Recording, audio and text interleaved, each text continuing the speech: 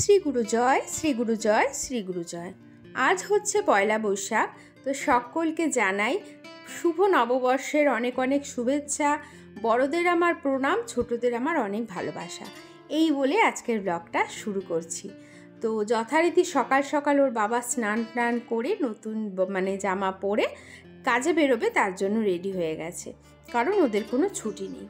তো যাই হোক, ও প্রতি বছর কিন্তু পয়লা বৈশাখের দিন পুজো দিয়ে তারপরে সব কিছু শুরু করে কাজকর্ম। তো সেই মতে ও চলে যাচ্ছে সকাল সকাল স্নান করে সোনাকে নিয়ে মন্দিরে পুজো দিতে। মন্দির আমাদের পাশেই আছে। তো সোনারও কিন্তু স্নান হয়ে গেছে। তো দুজনে পুজো টুজো দিয়ে বাড়ি এসে তারপরে ও বেরিয়ে যাবে কাজের উদ্দেশ্যে। তো চলো, এইভাবেই দিনটা আজকে শুরু করছি, একদম মন্দিরে পুজোটা দিয়ে। আর সোনা কেন বলো তো সকাল সকাল স্নান করেছে? তার কারণ আমরাও করতাম ছোটোবেলায় পয়লা বৈশাখের দিন, তাড়াতাড়ি স্নান করলে তাড়াতাড়ি নতুন ড্রেসটা পরতে পারবো। তো সোনাও সেম একই ব্যাপার। তো সোনার তো অনেক ড্রেস হয়েছে, আজকের ভিডিওতে তোমাদেরকে দেখাবো। আর আমাদের বাড়িতে নতুন বছরে কিন্তু নতুন অতিথিও এসে গেছে। সোনা এই গাছ দুটো পেয়েছিল গিফটে। বারাসাত অনলাইনের পিকনিকে গেছিলাম, সেই পিকনিকে ও নাচে এবং আবৃত্তিতে পেয়েছিল। তো গাছগুলো খুব সুন্দর ফুলও হয়ে গেছে নতুন বছরে, দেখে মনটা একদম ভরে গেল। আজকে আবার অনেক কাজও আছে স্কুলের, তো ভাবছি সেগুলো যখন কাজগুলো করব তোমাদেরকে অবশ্যই দেখাবো। ভারী তুলতে পারা যাচ্ছে না, রাধারানীকে নিয়ে ঘুরে বেড়াচ্ছে।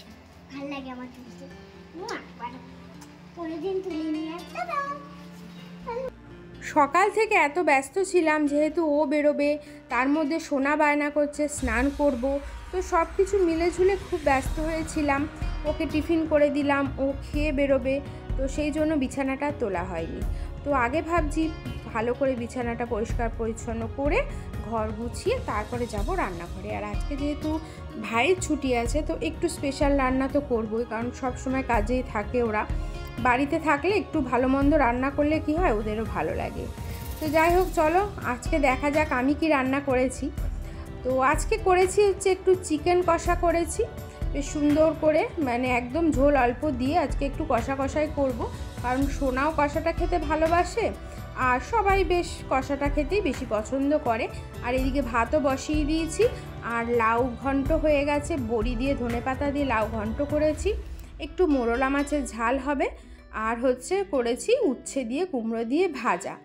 এই হচ্ছে আজকে রান্না। চাটনি তো করাই থাকে, চাটনিটা বেশ একেবারেই করে রাখি একটু বেশি করে। তো আমাদের নববর্ষে এই রান্না হয়েছে। তোমাদের কাদের কাদের কি রান্না হয়েছে অবশ্যই কমেন্টস করুন। কেমন হয়েছে?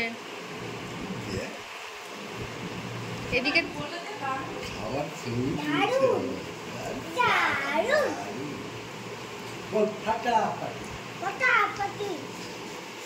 কথা হবে না, ফুল ফুটুক না ফুটুক আজ বসুন। তো আমি এই স্নান টান করে এলাম, আর আমিও একটা নতুন নাইটি পরেছি। তো পরে দেখাবো, বাবা বাড়ি আসুক ভালো করে দেখিয়ে দেবে। আর এখন নববর্ষ বলে যে ছুটি, সেই সবের কোনো ব্যাপার নেই। এখন সোনার স্কুলের অনেক কাজ আছে, সেগুলো আজকে কমপ্লিট করতেই হবে। দাঁড়াও, কারণ কালকে এগুলো জমা দিতে হবে। তো সেই সব কাজ নিয়ে বসবো। তার আগে ভাবছি সোনাকে খাইয়ে নিই, খাওয়ানোটা হয়ে গেলে তাহলে আমি নিশ্চিন্তে বসে কাজগুলো করতে পারবো। আর কাজগুলো যখন করব নিশ্চয়ই তোমাদেরকেও দেখাবো, ঠিক আছে? আর সাথে কিছু হোমওয়ার্ক আছে, একেবারেই তোমাদেরকে শেয়ার করে দেবো। তো তোমরা ভিডিওটা কন্টিনিউ করো। সোনার কিন্তু পয়লা বৈশাখে অনেক ড্রেস হয়ে গেছে। এই দুটো ড্রেস তো আগেই কিনেছে ওর বাবা, পয়লা বৈশাখের উদ্দেশ্যেই কেনা হয়েছিল। তো একটা পরেছে, পরে মন্দারমণি গেছিল, আর এই দুটো রয়েছে। আর এই লাল ড্রেসটা দিন্দা দিয়েছে, মাল্টি কালারের ড্রেসটা ওর কাম্মা দিয়েছে, গ্রিন কালারের ড্রেসটা মিমি দিয়েছে, আর এই ইয়েলোটাও তো সেদিনকে আমরা বেরিয়েছিলাম, বেরিয়ে গিয়ে কিনে নিয়ে এসেছি। আর এই স্কাই কালারেরটা ওর ঠাম্মি দিয়েছে। আর এই প্যান্টটা আমি নিয়ে এসেছিলাম, কারণ দুটো তিনটে টপ হয়েছে, এর সাথে এই প্যান্টটা বেশ ভালো লাগবে।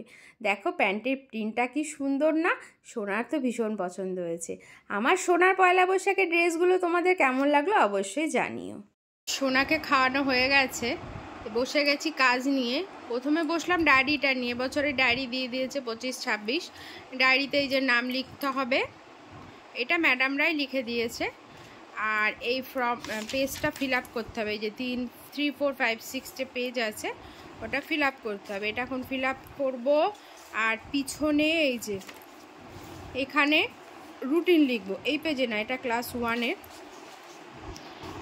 এই যে এটা হচ্ছে LKG UKG টাইম টেবিল, এইটা ফিল আপ করবো এখন বসে। আর এটা হচ্ছে নার্সারি, আর এই পৃষ্ঠায় আছে ক্লাস 1-এর। এই যে এটা হচ্ছে ক্লাস 1। এই যে সোনার টাইম টেবিল রেডি হয়ে, মানে রেডি করে ফেললাম লিখে। আর এই দেখো আবার একটা জামা পরেছে, আবার একটা নতুন জামা সোনা ঝাপ করে পরে নিয়েছে। আর ওই যে এটা খুলে রেখেছে। এখন বসেছে এই যে মার্জিন টানতে খাতায়, ম্যাথ খাতাটা খানিকটা করেছি। আবার এখন বসেছি ইংলিশ খাতা, আরও 2টো কপি আছে। এই যে এখনও এই কপিটা আছে, এই কপিটা আছে। তো এই হচ্ছে কাজ করছি। বাজে এখন ঘড়িতে 3:30, এখনও খাওয়া হয়নি। আর এই যে সোনাও এখনও ঘুমায়নি, বলছে আজকে ঘুমোবে না।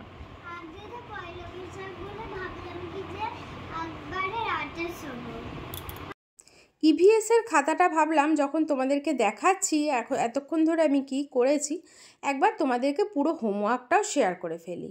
তো চলো, প্রথমে তো মানে ছাতা আঁকতে দিয়েছিল, তারপরে দেখো কি কি করিয়েছে, তোমরা ভিডিওটা পজ করে করে দেখে নাও।